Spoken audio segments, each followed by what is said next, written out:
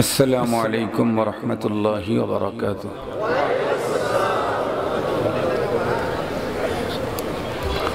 इन्नल हम्दलिल्लाह नहमदुहु व नस्तईनुहु व नस्तगफिरुहु व नु'मिनु बिही व नतवक्कलु अलैहि व नऊज़ु बिल्लाहि मिन शुरूरि अनफुसिना व मिन सय्यिआति अअमालिना। मन यहदिहिल्लाहु फला मुदिल्ल लहु व मन युद्लिलहु फला हादिय लहु। व नशहदु अन ला इलाहा इल्लल्लाहु वहदहु ला शरीक लहु व नशहदु अन्न सय्यिदना व सनदना व हबीबना व हबीब रब्बिना व तबीब क़ुलूबिना व औलाना व मौलाना मुहम्मदन अब्दुहु व रसूलुहु अल्लज़ी अरसलहु बिलहक़्क़ि इलल ख़ल्क़ि बशीरन व नज़ीरा व दाइयन इलल्लाहि बिइज़्निहि व सिराजन व क़मरन मुनीरा। अम्मा बअदु फ़अऊज़ु बिल्लाहि मिनश शैतानिर रजीम। बिस्मिल्लाहिर रहमानिर रहीम। अल-यौम अक्मलतु लकुम दीनकुम व अत्ममतु अलैकुम निअमती व रदीतु लकुमुल इस्लाम दीना। सदक़ल्लाहु मौलानल अज़ीम व सदक़ रसूलुहुन नबियुल उम्मियुल करीम व नहनु अला ज़ालिका लमिनश शाहिदीन वश्शाकिरीन वज़्ज़ाकिरीन वल्हम्दुलिल्लाहि रब्बिल आलमीन। अल्लाहुम्मा सल्लि अला सय्यिदिना मौलाना मुहम्मद व अला आलिहि व अस्हाबिहि व बारिक व सल्लिम। अल्लाहुम्मा सल्लि अला सय्यिदिना मुहम्मदिन नबिय्यिल उम्मी व अला आलिहि व सल्लिम तस्लीमा। या रब्बि सल्लि व सल्लिम दाइमन अबदा अला हबीबिका खैरिल खल्क़ि कुल्लिहिम। बलगल उला बिकमालिहि कशफद्दुजा बिजमालिहि हसनत जमीउ खिसालिहि सल्लु अलैहि व आलिहि। मुहब्बत जोर आवाज़े बलगल उला बिकमालिहि कशफद्दुजा बिजमालिहि हसनत जमीउ खिसालिहि सल्लु अलैहि व आलिहि। सदर मुहतरम अब्दुकार चुआडांगा जिलार जीवननगर उलामा परिषदेर उद्योगे आयोजित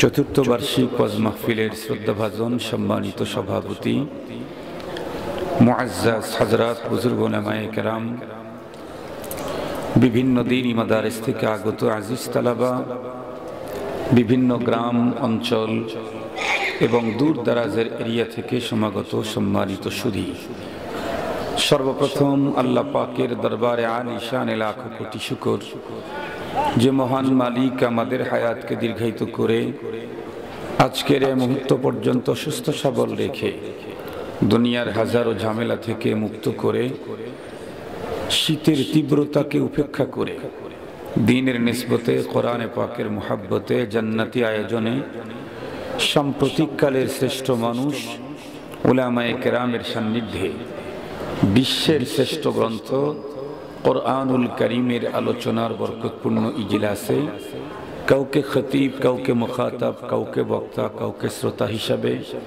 হাজিরির যে সুযোগ দিলেন, সে মহান সত্তার দরবারে আমরা প্রত্যেকেই শুকরগুজার হচ্ছি। জবান খুলে ভক্তি সহকারে মোহাব্বত নিয়ে দিল থেকে আবেগের সাথে উচ্চ কণ্ঠে সকলেই পড়ে নেই আলহামদুলিল্লাহ। সম্মানিত উপস্থিতি, আপনারা সম্ভবত বাদাল আসর থেকেই হযরত উলামায়ে কেরামদের জবান থেকে অত্যন্ত গুরুত্বপূর্ণ দ্বীনি দিক নির্দেশনামূলক আলোচনা শুনতেছিলেন।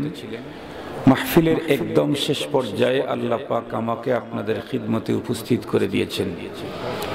আমিও মহান মালিকের উপরে পূর্ণ আস্থা রেখেই তার কালামে মাজিদ থেকে একখানা পরিচিত আয়াতে কারিমা তেলাওয়াত করেছি। আল্লাহ পাক যদি আমাকে তৌফিক দান করেন, তেলাওয়াতকৃত আয়াতে কারিমাকে সামনে নিয়ে বর্তমান সময়ে মুসলিম উম্মার প্রয়োজনে অতীব জরুরি কিছু দ্বীনি আলোচনা আপনাদের খেদমতে পেশ করব। আপনারা দোয়া করেন যাতে করে মহান মালিক আমাকে তথ্য সমৃদ্ধ, ইখলাসপূর্ণ আজকের এই মুহূর্তে মুসলিম উম্মার প্রয়োজনে অতীব জরুরি হেদায়েতি নসিহার তৌফিক দান করেন। পরবর্তীতে আল্লাহ তাআলা আলোচক শ্রোতা মণ্ডলী প্রত্যেককেই আলোচিত কথা বাস্তব জীবনে বাস্তবায়ন করার তৌফিক দান করেন। মুহতারাম হাজিরিন, খুব ভালো করে কথাগুলি শুনতে হবে। লম্বা টাইম আলোচনা করব না, শীত অনেক বেশি, আমার অনেক বেশি শীত লাগতেছে, আপনাদেরও মনে হয় বেশি লাগতেছে। চতুর্দিকে খোলা, ভিতরেই এখন কুয়াশা কুয়াশা ভাব। এই জন্য অল্প সময় কথা বলবো, তবে জরুরি কথা। আমরা প্রত্যেকেই জানি এই পৃথিবীর বিশেষ করে মুসলমান যারা শিক্ষিত অশিক্ষিত, গ্রামের শহরে, এদেশের বিদেশে, ম্যাক্সিমাম মানুষের মুখ থেকেই একটা কথা আমরা শুনতে পাই, সেটি হচ্ছে Islam is complete code of life. Islam হলো পূর্ণাঙ্গ জীবন বিধান। এই কথাটা কিন্তু আমরা প্রায় শুনতে পাই অধিকাংশ মুসলমানের মুখ থেকেই, শিক্ষিত অশিক্ষিত এদেশের বিদেশের সব শ্রেণীর মানুষের মুখ থেকেই শুনতে পাই ইসলাম কমপ্লিট কোড অফ লাইফ। প্রকৃত ইসলাম কমপ্লিট কোড অফ লাইফ। আমরা প্রত্যেকেই জানি এই পৃথিবীতে যত নবী রসুলকে আল্লাহ তাআলা পাঠিয়েছিলেন, সকল নবী এবং রসুলগণের ধর্ম একটা, তার নাম ইসলাম। আল্লাহ পাকের কোরআনে আল্লাহ পাক বলেন, ইন্নাদ দীনা ইনদাল্লাহিল ইসলাম। দিন, ধর্ম আল্লাহ পাকের কাছে শুধুই একটা, সেটি হচ্ছে ইসলাম। আল্লাহ পাকের কোরআনে আল্লাহ পাক আরো বলেন, ওয়ামান ইয়াবতাগি গায়রাল ইসলামি দীনা ফালান ইউকবালা মিন। ইসলাম ছাড়া অন্য কোন ধর্ম যারা অনুসন্ধান করবে, আল্লাহ পাক বলেন কশিন কালেও তা গ্রহণ করা হবে না। তবে একটা কথা তো অবশ্যই আমাদের জানা আছে, হয়তো সমস্ত নবীগণের ধর্ম একটা ছিল, ইসলাম, কিন্তু ধর্মের সংবিধান এক রকমের ছিল না। ধর্মের সংবিধানকে আরবিতে শরীয়ত বলা হয়। সকল নবীদের ধর্ম একটা, ইসলাম, কিন্তু সব নবীর ধর্মের সংবিধান এক রকমের ছিল না। ধর্মের নাম ইসলাম আর ধর্মের সংবিধানকে বলা হয় শরিয়ত। যেমন কোন কোন নবীর শরিয়ত অন্য নবীর শরিয়তের কোন কোন আইন একদম বিপরীতমুখী ছিল। কোনটা ছিল ইফরাত, কোনটা ছিল তাফরিদ, কোনটা ছিল অতি বাড়াবাড়ি, কোনটা ছিল অতি ছাড়াছাড়ি। যেমন হযরতে মূসা, হযরতে ঈসা আলাইহিস সালাম, দুইজন পয়গম্বর, অনেক বড় পয়গম্বর। এই দুই পয়গম্বরের ধর্মের নামও ইসলাম। সমস্ত নবীদের ধর্মের নাম ইসলাম, কিন্তু মূসা আলাইহিস সালামের ধর্মের সংবিধান ঈসা আলাইহিস সালামের ধর্মের সংবিধান সবগুলি একই রকমের ছিল না, বরং কোনোটা বিপরীতমুখীও ছিল। যেমন এক পয়গম্বরের ধর্মের সংবিধানে ছিল কারো কাপড়ে যদি ময়লা লাগে, ময়লা বলতে নাপাক যদি লাগে, তাহলে এটা কিয়ামত পর্যন্ত ধুইলে এটা পাক হবে না, ওই অংশ কেটে ফেলতে হবে। এটা অতি বাড়াবাড়ি। আর এক পয়গম্বরের ধর্মের সংবিধান ছিল কারো কাপড়ে যদি নাপাক লেগে থাকে তাহলে এটা ধুইতেও হবে না, নাপাক নিয়েই সব কাজ করা চলবে, নামাজ বলেন আরো যা বিধিবিধান বলেন। এটা অতি ছাড়াছাড়ি ছিল। আমাদেরকে যে শরীয়ত দেওয়া হয়েছে এটা মুতাদিল বাইনাল ইফরাতি ওয়াত তাফরিদ। আমাদেরটা অতি বাড়াবাড়িও না, আমাদেরটা অতি ছাড়াছাড়িও না, বরং এই দুইটার মাঝখানে। কেমন? নাপাক যদি কারো কাপড়ে লাগে কেটে ফেলতে হবে না, আবার ওইটা নিয়েও ইবাদত বা সব কাজ করা যাবে না। কি করতে হবে? পরিষ্কার করতে হবে, ধুয়ে ফেলতে হবে, পরিষ্কার করলেই হয়ে গেল। এজন্যই মনে রাখতে হবে সকল নবী এবং রাসূলগণকে আল্লাহ পাক যে শরীয়ত দিয়েছিলেন এটা ছিল পূর্ণ, কিন্তু আমাদেরকে যে শরীয়ত আল্লাহ পাক দিয়েছেন এটা হলো পরিপূর্ণ। কোন নবী রাসূলকে আল্লাহ পাক অপূর্ণ শরীয়ত দেননি। সকল নবী এবং রাসূলগণকে আল্লাহ পাক পূর্ণ শরীয়ত দিয়েছিলেন। শরীয়ত যেটা দিয়েছিলেন এটা পূর্ণ, কোনোটাতে কমতি ছিল না। কিন্তু আমাদেরকে যেটা দেওয়া হয়েছে এটা পূর্ণ না পরিপূর্ণ? পরিপূর্ণ। এখন বলেন, পূর্ণের পরে পরিপূর্ণ একটা অপশন থাকে পূর্ণতা, কিন্তু পরিপূর্ণের পরেও কি আরো পূর্ণ? রাসূলের পরে আর কোন রাসূল আগমনের সম্ভাবনাও নেই। আমাদের কিতাবের পরে আর কোন কিতাব নাজিল হওয়ার সম্ভাবনাও নাই। যেহেতু আমাদেরটা পরিপূর্ণ, পরিপূর্ণের পরে পূর্ণতার আর কোনো অপশনই থাকে না। সঙ্গত কারণেই আমাদের শরীয়তের পরে আর কোনো শরীয়ত নাই, আমাদের নবীর পরে আর কোনো নবী নাই, আমাদের রাসূলের পরে আর কোনো রাসূল নাই, আমাদের কিতাবের পরে আর কোনো কিতাব নাই। এ কারণেই কিছুক্ষণ আগেই আপনারা স্লোগান দিয়েছেন কাফের কাফের কাদিয়ানি কাফের। কারণ এই ইসলাম শরীয়তের পরে আর কোন শরীয়ত, কোন কিতাব, কোন নবী কোনটাই আসার সম্ভাবনা নাই।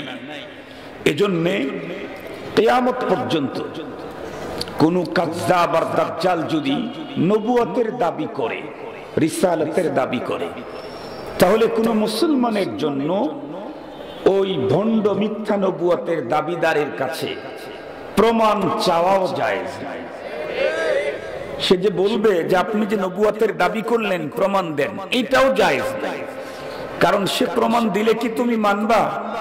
মানতে তো পারবাই না, কারণ এটা পরিপূর্ণ শরীয়ত। আমরা শুধু মুখে মুখে বলি না, বরং এটা আল্লাহ পাকের চূড়ান্ত ঘোষণা। ঘোষণাটাও এসেছে সাংঘাতিক দিনে, বিদায়ী হজে আরাফার ময়দানে। আল্লাহ পাক রব্বুল আলামিন তার রাসূলের উপরে এই আয়াত নাযিল করলেন, আল ইয়াউমা আকমালতু লাকুম দীনাকুম ওয়া আতমামতু আলাইকুম নি'মাতি ওয়া রাদিতু লাকুমুল ইসলাম দীনা। আরাফার আজকের এই দিনে, আরাফার মাঠে আল্লাহ পাক ঘোষণা দিলেন, আমি আমার দ্বীনকে পরিপূর্ণ করে দিলাম। সকল নবীদের শরীয়ত ছিল কামেল, আমাদেরটা হলো আকমাল। আল ইয়াউমা আকমালতু লাকুম, সকলের গুলা ছিল তাম, আমাদেরটা আতাম। আতমামতু আলাইকুম নি'মাতি ওয়া রাদিতু লাকুমুল ইসলাম দীনা। এখন খুব ভালো করে বুঝেন, তাহলে আমাদের Islam is complete code of life. এই কথার স্বীকৃতি আমরা তো দেই, আমাদের দেশের প্রতিটি মুসলমান, তামাম দুনিয়ার মুসলমান দেয়। এমনকি রাজনৈতিক নেতৃবৃন্দ যখন আমাদের ধর্মীয় অনুষ্ঠানে অতিথি হিসেবে আসে, তারাও কিন্তু দুইটা কথা খুব বেশি বলে। তার মধ্যে একটা হলো ইসলাম শান্তির ধর্ম। এই কথাটা বলে না? আমার জানা মতে বাংলাদেশে এমন কোন রাজনৈতিক মুসলিম নেতা নাই যেই নেতা কোন ধর্মীয় অনুষ্ঠানে এসে ইসলাম শান্তির ধর্ম এই স্লোগানটা দেয় নাই। আমার জানা মতে এরকম কেউ নাই। খুব ভালো করে বুঝবেন। তাহলে আমরা প্রত্যেকেই বিশ্বাস করি ইসলাম শান্তির ধর্ম, সাথে সাথে আরেকটা কি বিশ্বাস করি, in Islam is complete code of life. কথা কিন্তু গুরুত্বের সাথে শুনতে হবে, অনেক দামি কথা, অনেক হয়তোবা জীবনেই শোনেন নাই, শুনলেও এইভাবে শুনেন। এই জন্য খুব গুরুত্বের সাথে শুনতে হবে। হুজুর যেমন ব্যথিত দিল নিয়ে প্রস্তাবনা পাঠ করেছে, আমরা ভরাক্রান্ত হৃদয় নিয়ে তামাম দেশে মানুষের সামনে ধর্মের কথা বলতেছি। আমাদের দিলে অনেক ব্যথা আছে, অনেক আঘাত আছে, অনেক কষ্ট আছে। মুহতারাম হাজরিন, এজন্য ব্যথিত দিলের কথা এটার আসর অনেক বেশি। আপনার দিলে যদি আঘাত নাও করে আল্লাহর আরশ পর্যন্ত অবশ্যই পৌঁছে যাবে। এজন্য গুরুত্বের সাথে কথা শুনবেন। তো Islam is complete code of life, এই স্লোগান তো আমার দেশের রাজনৈতিক মুসলিম নেতারাও দেয়, আমরা তো দেই। আল্লাহ পাকের কোরআনে তো আল্লাহ বলেছেন। তাহলে এবার আসুন, ইসলাম যদি কমপ্লিট কোড অফ লাইফ হয় তাহলে তো অবশ্যই একজন মানুষের জীবনে জন্মের শুরু থেকে মৃত্যুর পর পর্যন্ত এমন কোন অপশন, এমন কোন ফাংশন, এমন কোন দিক, এমন কোন সাইড থাকতেই পারবে না যেই সাইড আর দিক আর অপশনে ইসলাম স্পষ্ট কোন নীতিমালা দেয় নাই। যদি বলেন Islam is complete code of life, তাহলে আপনার জীবনে আমার জীবনে যত দিক আছে সব দিকেই ইসলামের স্পষ্ট নীতিমালা আছে। যদি বলেন ইসলাম অমুক জায়গায় নীতি দিয়েছে, অমুক জায়গায় নীতিমালা দেয় নাই, তাহলে ইসলামকে কমপ্লিট কোড অফ লাইফ বলার কোনো সুযোগ নাই। আমরা প্রত্যেকেই তো মেনে নিয়েছি, কারণ না মানলে তো মুমিন হইতে পারবো না। কারণ কোরআনের ভাষা আল ইয়াউমা আকমালতু লাকুম দীনাকুম ওয়া আতমামতু আলাইকুম নি'মাতি ওয়া রাদিতু লাকুমুল ইসলাম দীনা। এটা তো মানতেই হবে। এটা না মানলে নামাজ পড়ে, রোজা রেখে, হজ করে, যাকাত দিয়ে, মাদ্রাসা করে, এতিমখানা করে, বৃদ্ধাশ্রম করে, ওমরা করে, তাহাজ্জুদ পড়ে, আওয়াবিন পড়ে, চাষ্ট পড়ে, জিকির করে, কপালে দাগ ফেলিয়ে এই আয়াত অস্বীকার করলে কখনো ঈমানদার হওয়ার সুযোগ নাই। এই আয়াত তো দূরের কথা, এই আয়াত না, তামাম কোরআনের একটা শব্দ অস্বীকার করলেই ঈমান শেষ। একটা শব্দ, একটা আয়াত না, একটা শব্দ অস্বীকার করলে ঈমান শেষ। এজন্য আমাকে তো মানতেই হবে। আমি শুধু আজকে আপনাদেরকে দেখাবো যে ইসলাম প্রকৃতই কমপ্লিট কোড অফ লাইফ। একজন মানুষের জীবনের এমন কোন সাইড নেই যেই সাইডে ইসলাম সুনির্দিষ্ট স্পষ্ট নীতিমালা দেয় নাই। এখন আপনারা খুব ভালো করে বুঝবেন কথাগুলি। আমাদের দেশে আমাদেরই ভাই, আমার চাচা, আমার ভাতিজা ডিফেন্সে চাকরি করে, ডিফেন্সে আর্মিতে চাকরি করে। আমার ভাগ্নাও আছে আর্মিতে, মানে প্রকৃতই আমার ভাগ্না আর্মিতে আছে, ভালো পোস্টে আছে। তো আপনার ভাতিজা আছে, আপনার ছেলে আছে, এই দেশে জন্ম নিয়েছে, এই দেশের নাগরিক, কিন্তু শুধুই ডিফেন্সের সদস্য হওয়ার কারণে চুলটাও নিজের কাটিংয়ে কাটতে পারে না। চুল কাটার জন্য নিজের ডিজাইনে কাটার অধিকার নেই। যদি নিজের ডিজাইনে চুল কাটতে চাও তাহলে চাকরি ছেড়ে দিয়ে যাও। সৈনিক হিসাবে নিজেকে তুমি মানুষের সামনে প্রকাশ করবে, আর চুল দিবা নেইমার আর মেসি কাটিং, তা হবে না। তোমার কাটিং হতে হবে আর্মি কাটিং। কথা বলেন না কেন? আমারই ভাই, আমারই ছেলে, এই দেশে জন্ম নিয়েছে, এই দেশের নাগরিক, আমার মতোই, শুধুই ডিফেন্সে যাওয়ার কারণে ওর পোশাকটা ওর চয়েস মতো পড়তে, কালারটা নিজের চয়েস মতো পড়তে, প্রিন্টটাও নিজের চয়েস মতো চলে, ডিজাইনটাও নিজের চয়েস মতো চলে না। যদি ডিফেন্সের চাকরি করতে চাও তাহলে তোমার চয়েস চলবে না, চয়েস হলো তোমার কোম্পানির। মুহতারাম হাজিরিন, এমন কি পায়ে পড়বে জুতা, শু। বলেন তো দেখি, ডিফেন্সে চাকরি করলে যেমন খুশি তেমন জুতাই পরা যায়? জুতাটাও ডিফেন্সের নির্ধারিত ডিজাইন, নির্ধারিত পদ্ধতি। ডিফেন্সে চাকরি করলে অরিজিনাল একজন বাংলাদেশী, সে যদি তার চাহিদা মোতাবেক চুল কাটার অধিকার না থাকে, সে যদি তার চাহিদা মোতাবেক পোশাক পরার অধিকার না থাকে, তার যদি তার চাহিদা মোতাবেক জুতা পরার অধিকার না থাকে, একজন মানুষ নিজেকে মুসলমান বলে দাবি করবে আর নিজের মতো করে জীবন যাপন করবে, তা কখনোই হতে পারে না, কখনোই হতে পারে না। হয়তো ধর্ম ছাড়ো, না হয় ধর্মের ফর্মুলা ধরো, যে কোনো একটা করতে হবে। কাটিং দিবে তুমি মেসি মার্কা, ডিফেন্সের চাকরি করবা, বেতন খাইবা না। মেসি আর নেইমার কাটিং দিয়ে আর্মির বেতন পাওয়া যায় না, আর্মির জার্সি পরা যায় না, আর্মির গাড়ি নিয়ে চলার অধিকার থাকে না, আর্মির রেশন পাওয়া যায় না, আর্মির বেতন খাওয়া যায় না। মুসলমান যদি কেউ থাকতে চায় তাহলে ইসলাম যেহেতু কমপ্লিট কোড অফ লাইফ, আমার জীবনের এমন কোন দিক নাই যেই দিক ইসলাম আমাকে স্পষ্ট নীতিমালা দেয় নাই। সুতরাং আমাকে ইসলামের নীতিমালার অধীনেই আমার পুরা জীবনটা কাটাতে হবে। তাহলে আমি কমপ্লিট মুসলিম। তাহলে আমি আজ যদি কিছু ক্ষেত্রে ইসলাম মানি আর কিছু ক্ষেত্রে ইসলাম মানি না, তাহলে বেতের আঘাত ছাড়া ঘরের ভিতরে পড়া আলিফ বা তা সাওয়ালা মুসলিম। কিছু মানো আর কিছু মানো না। তুমিনুনা বিবাদিল কিতাব ওয়া তাকফুরুনা বিবাদ। আল্লাহ পাকের কোরআন আল্লাহ পাক স্পষ্ট বলে দিয়েছেন, কিছু মানবা কিছু মানবা না, তোমার জন্য দুই জায়গায় সিস্টেম করা হবে তোমাকে। লাহুম খিজিয়ুন ফিল হায়াতিদ দুনিয়া, দুনিয়ার জীবনেই তোমাকে লাঞ্ছনার মালা গলায় পরিয়ে দেওয়া হবে। অপেক্ষা করো, অপেক্ষা করো। আমার দেশের কত ভাই কত উন্নত চেয়ার পেয়ে, উন্নত পোশাক পেয়ে বর্তমান পৃথিবীর শ্রেষ্ঠ মানুষ উলামায়ে কেরামের বিরুদ্ধে বিষোদ্গার করে, অনেক বড় বড় লম্বা লম্বা কথা বলে। অথচ সে যখন বক্তব্য দিয়েছে তখনও তার পরনে যে কাপড়টা ছিল তার বাবার টাকা না, ওখানে আমার টাকা আছে।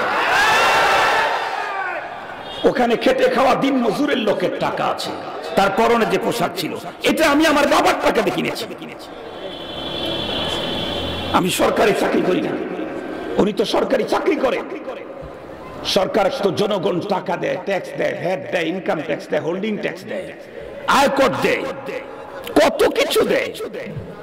ওই সমস্ত ভাইদেরকে বলতে চাই, আজকে তো এখন তো ইউনিফর্ম পোশাকে পরনে আছে, এই জন্য গরমটা একটু বেশি। গতকালকের কথা বলি, গতকালকে গত শনিবার যায় নাই, গতকালকের কথা বলি। আমি তো ঢাকার একটা কেন্দ্রীয় মসজিদে জুমার নামাজ পড়াই।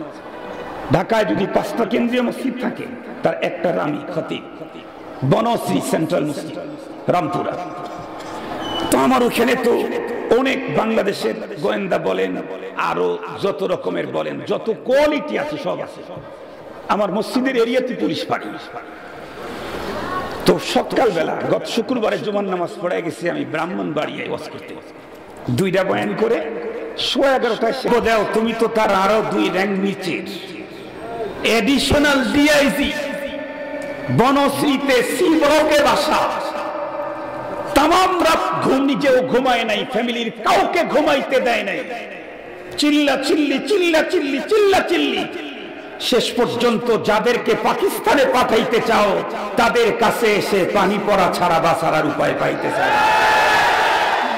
আমরা সবাই যদি পাকিস্তানে যাই, তোমারও যেদিন জার্সি যেদিন খুলে যাবে, রিটায়ার্ডে যেদিন যাবে, ঘুম যখন হবে না মানুষের উপরে জুলুম নির্যাতনের কারণে, সেই দিন তোমাকে কে পানি পড়া দিবে? সেদিন তোমাকে কে পানি পড়া দিবে ভাই? মুহতারাম হাজিরিন, আমার কথাগুলা আপনারা দিল দিয়ে শুনবেন। আমি কাউকে আক্রমণ করতে চাই না, তবে সঠিক কথাগুলো আমি আপনাদেরকে বুঝায় দিতে চাই। রাজি আছেন তো শুনতে ইনশাআল্লাহ? আমি পরে ওই লোকটাকে ছেলেটাকে বললাম, আরে বেটায়, তোর পানি পড়া তো 3 বার পড়ে দেব, কারণ তোর বর্তমান সময়ে তোর এই পানি পড়াটা আমার জন্য দরকার ছিল, কারণ আমি তো বলতে পারবো প্রমাণ সহ, আমি তো বলতে পারবো প্রমাণ সহ। মুহতারাম হাজিরিন, মনে রাখবেন, আমাদের দেশের শিক্ষিত লোকেরাও বলে Islam is complete code of life. আমরা অশিক্ষিত লোকেরাও জানি ইসলাম পূর্ণাঙ্গ জীবন বিধান। এ ব্যাপারে আপনাদের তো কারো দ্বিমত নাই? কারো এখানে কারো কোনো দ্বিমত? দ্বিমত যেহেতু নাই, তাহলে ইসলাম কি পরিমাণে আমাদের কমপ্লিট কোড অফ লাইফ, কি পরিমাণে আমার জীবনের সব জায়গাতে স্পষ্ট নীতিমালা দিয়েছেন, দিক নির্দেশনা দিয়েছেন, এটা আপনাদেরকে একটু বুঝাবো মাত্র, আপনারা পরে জেনে নিতে হবে আর কি।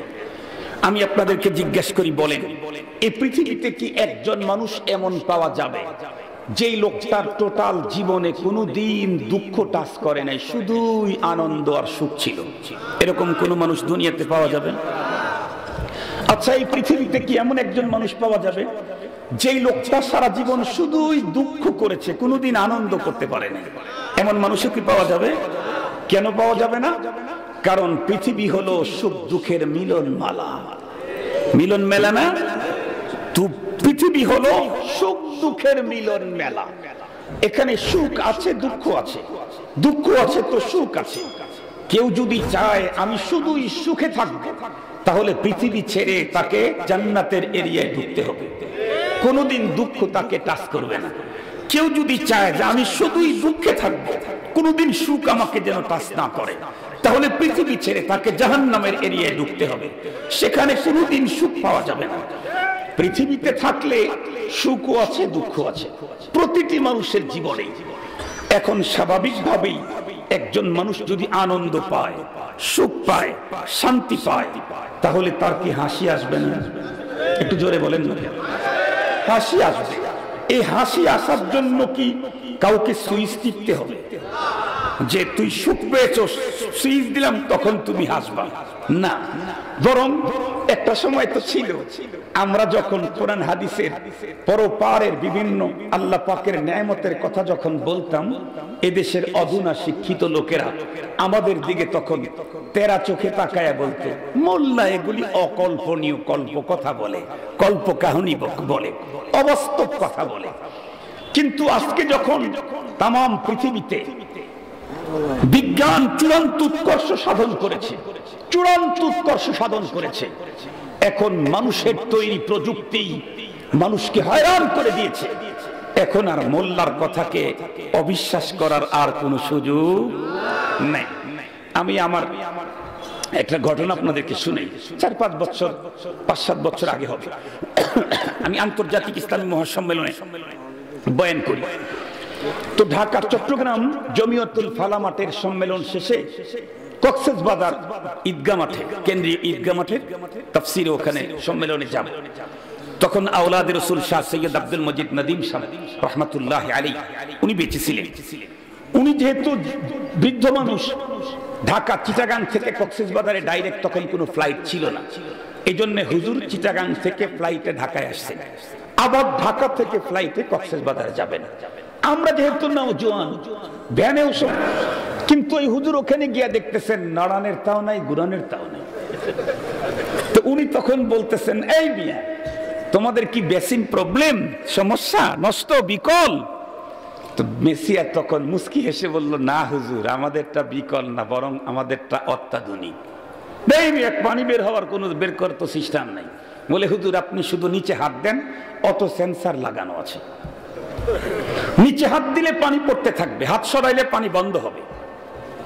খুব ভালো করে বুঝবেন, দরজার সামনে গিয়েছেন, ক্লিক করতে হয় না, বলতে হয় না, চিপ দিতে হয় না। দরজার সামনে গেলে দরজা একাই খুলে যায়, ভিতরে ঢুকলে আবার ক্লিক করতে হয় না, চাপ দিতে হয় না, একাই দরজা বন্ধ হয়ে যায়। কেন? অটো সেন্সার লাগানো আছে। এই অটো সেন্সার তো আবিষ্কার করলো পৃথিবীর মানুষ মাত্র কয়েক বছর আগে। আসমানের মালিক প্রতিটা মানুষের বডির ভিতরে অটো সেন্সার লাগায় দিয়েছেন।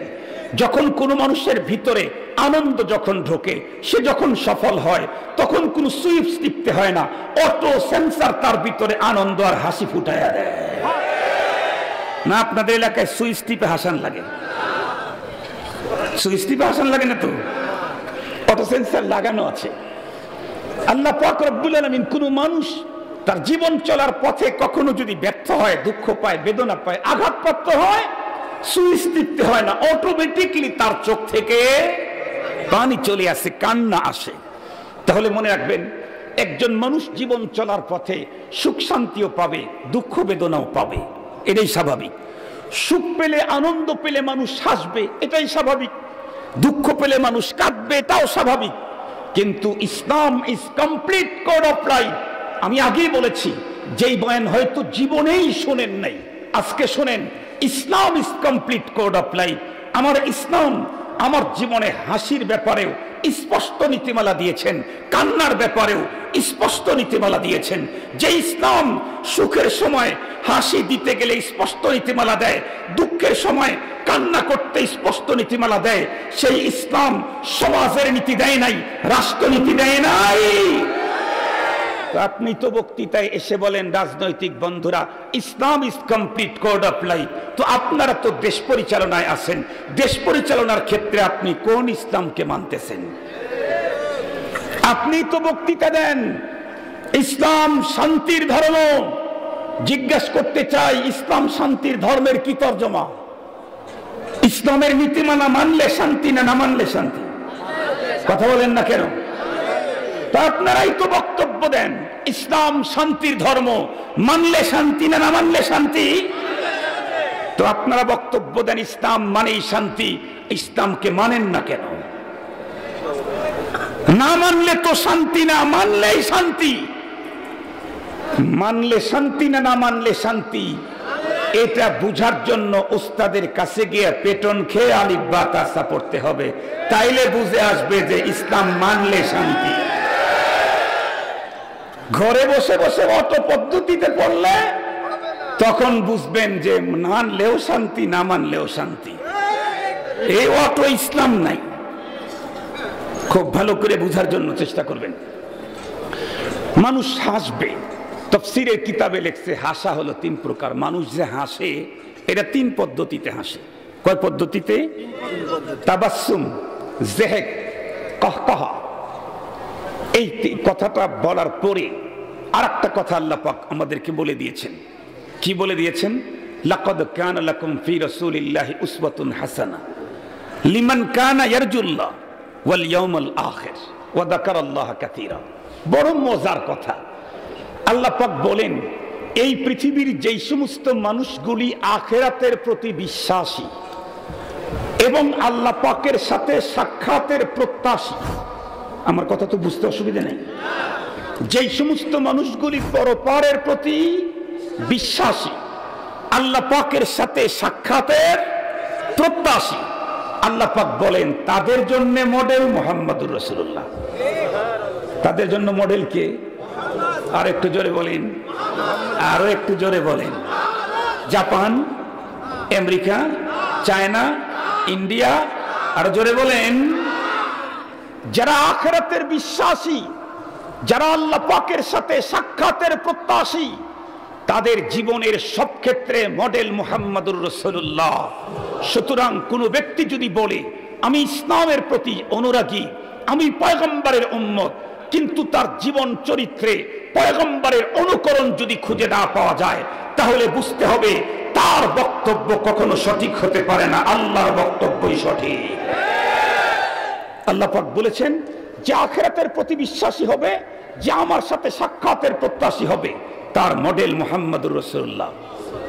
এখন আমাদের রসুল, আমার হাসিতেও আমার মডেল কে, কান্না করতেও আমার মডেল কে, চুল কাটবো আমার মডেলকে, তাহলে আমি নেইমার আর মেসি মার্কা কাটিং দিতে পারবো না। আমি যদি মুসলিম হয়ে থাকি, আমি যদি ইসলামকে মেনে থাকি, তাহলে আমার কাটিং হবে মুহাম্মাদি কাটিং।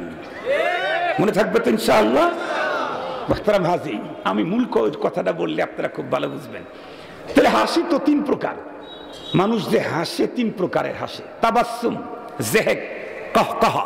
আরবি বললাম, বাংলা বলি অট্ট হাসি, মুস্কি হাসি, আর একটা মাঝামাঝি। আর একটা কি? মাঝামাঝি। মাঝামাঝি হাসি কেমন? হালকা আওয়াজ আসবে, দাঁত একটু বের হবে, অত বিকট আওয়াজ হবে না। মুস্কি হাসি, দাঁত হয়তো বেরই হবে না, আওয়াজ ছাড়া। এটা হলো মুস্কি হাসি। আমাদের নবীজি যেহেতু মুসলমানদের জন্য মডেল, যে বলবে আমি মুসলিম তার মডেল মুহাম্মদুর রাসূলুল্লাহ, আল্লাহ পাকের ঘোষণা। তাহলে দেখি আমার রসুল জীবনে কয় প্রকারের হাসা হাসতেন, কয়দিন। নবীজির টোটাল জীবন 63 বছর। নবুয়ত প্রাপ্তির পূর্বে 40 বছর, নবুয়ত প্রাপ্তির পরে 23 বছর। টোটাল 63 বছর জীবনে আমার রসুল ওয়ান টাইম একবারও অট্ট হাসি, কাহকাহা হাসি দেননি। জীবনে একবারও না। কেন দেননি? কারণ অট্ট হাসি এটা সিরিয়াস। আপনারা যারা নামাজ পড়েন তারা জানেন, নামাজরত অবস্থায় কেউ যদি অট্ট হাসি দেয় তাহলে নামাজের তো কোনো ঝামেলা নাই। নামাজের ঝামেলা আছে? শুধু নামাজেরই ঝামেলা না, তার আগেরটাও ঝামেলা। আগেরটা কি? আর জোরে বলেন। অট্ট হাসি এমন এক বস্তু, এমন এক জিনিস, যেই হাসি দিলে শুধু নামাজ ভাঙ্গে না, নামাজের আগেরটা অজু ওইটাও ভেঙে যায়। যেই হাসি দিলে অজু ভাঙ্গে, তাহলে ওটা কি সিরিয়াস? এই জন্য আমার রসুল জীবনে কোনোদিন একদিন অট্ট হাসি দেননি। আমাদের দেশের যেই বন্ধুরা বলে আমরাও কোরআন পড়ি, আমরাও কোরআন কয়েক খতম করেছি, আমরাও তাহাজ্জুদ পড়ি, আমরাও আউয়াবিন পড়ি, আমরাও চাষ পড়ি, আমরা তো অস্বীকার করি নাই যে আপনারা পড়েন না। আপনারা তো আমাদের ভাই, যতটুকুন পড়েন ততটুকুন তো পড়েনি, যতটুকুন পড়েন না অতটুকুন করার জন্য আমরা আপনাদেরকে বলি। কি বলেন ভাই? যেটা করেন সেটা তো আলহামদুলিল্লাহ ভালো, যেই ভালোটা করেন না সেইটা করার জন্য আমরা বলি। আমরা তো আপনাদের শত্রু না, আমরা তো আপনাদের সবচাইতে বড় শুভাকাঙ্ক্ষী, হিতাকাঙ্ক্ষী বন্ধু। আমরা আপনাদেরকে কল্যাণের পথে ডাকি। মুহতারাম হাজিরিন, আমার দেশের পুরুষরা তো অট্ট হাসি দেয়। আমার মনে হয় বর্তমান সময়ের আমার মুসলিম মেয়েরা পুরুষের চাইতে আরো একটু ফাস্ট, অট্ট হাসিতে আরো একটু ফাস্ট। আমি আমার জীবনের ঘটনা আপনাদেরকে শুনাই। তখন আমার প্রাইভেট গাড়ি ছিল না। আমি একবার ট্রেনে উল্লাপাড়া থেকে রাজশাহী অথবা নাটোরের দিকে যাব। তো একটা কম্পার্টমেন্টে 95টা 105টা কিন্তু সিট থাকে একটা ট্রেনের একটা কম্পার্টমেন্টে। তো আমরা কম্পার্টমেন্টে বেশ কিছু মানুষ বসেছি। ওই কম্পার্টমেন্টের ভিতরে সম্ভবত রাজশাহী ইউনিভার্সিটির পড়ুয়া কিছু মুসলিম মেয়ে, তারাও উঠেছে। আমি এখন বর্তমান যেটা খুব কমই লক্ষ্য করি, তারপরও যেটা চোখে আসে, যে কোনো টার্নিং পয়েন্টে পুরুষের চাইতে এখন মেয়েদের আনাগোনা আসরের পরে বেশি। ব্রিজের উপরে পুরুষের চাইতে এখন মেয়েদের আনাগোনা বেশি। এরপরে বিভিন্ন গাড়িতে, এয়ারপোর্টে, ট্রেনের ভিতরে, বাসের ভিতরে, প্লেনের ভিতরে এরা অনেক বেশি। বেশি তো বেশি, 10 জন যুবক যদি, ইউনিভার্সিটি পড়ুয়া যুবক যদি এক জায়গায় হয়, যতটুকু না হাসে, 3 জন যদি ইউনিভার্সিটি কলেজ পড়ুয়া 3 জন আমার মেয়েরা, বোনেরা, আমার বোনেরা যদি একত্রিত হয়, আমার মনে হয় হাসাতে একটু আগাই থাকে। আর